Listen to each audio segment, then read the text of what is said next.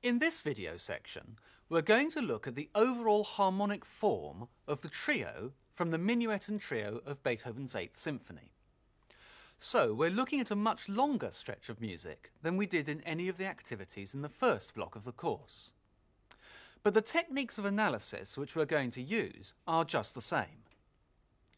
In the short extracts from Mozart's piano sonatas, we could see that the elegance and balance of whole phrases derived from smooth, logical lines in the voice leading.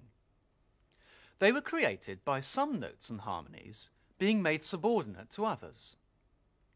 Now we're going to look at how the voice leading of an entire formal section is constructed so that the music has a logical, meaningful shape. Although our topic for this unit is analysis of form, or large-scale musical features, we're going to start by looking at a small detail in the melody of this trio section.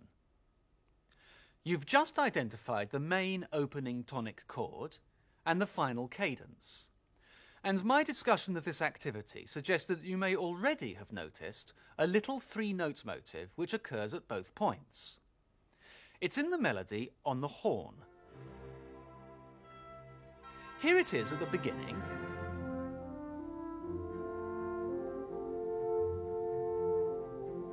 and here it is again at the end, where it comes as it was first heard, and then upside down.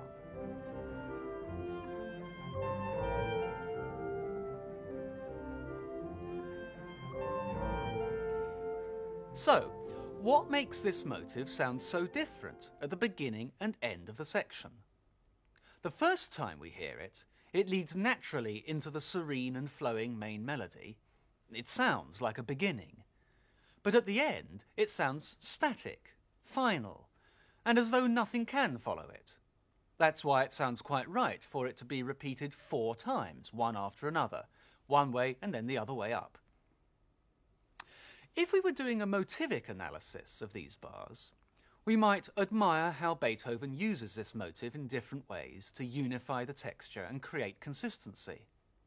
But we couldn't account for the difference of the musical effect between the first and last appearances. To do this, we have to look at how this motive functions in the structure of the melody. At the beginning, this motive is an anacrusis to the start of the melody in bar 45. It continues upwards, so that the melody begins with a sweep up the scale from C to A.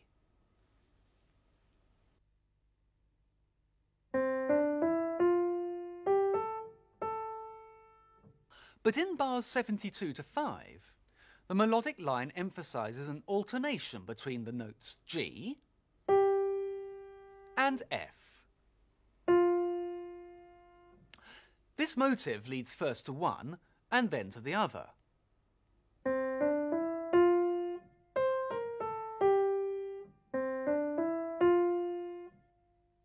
Then, from bar 75 onwards, the melody is centered around the tonic chord, F major.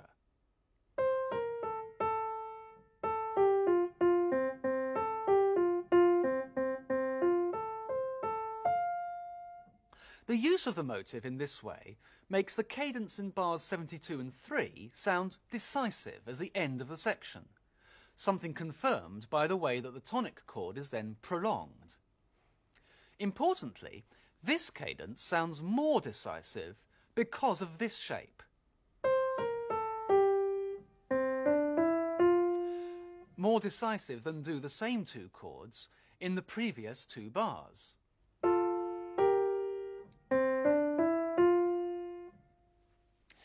In block 1, we spent a lot of time looking for smooth, linear patterns of notes which gave overall shape to a melody. And here we've identified a similar pattern at the beginning and end of the trio. The opening gesture of the melody rises to A natural, and the ending of the section emphasizes first G and then F at the decisive cadence. So we could put these symbols into a first attempt at a background graph of this section, using the symbols which we met at the beginning of this unit for describing background structures. But this is clearly not enough to describe the form of the movement. There's an awful lot of music in between these 2 points, although they're clearly important.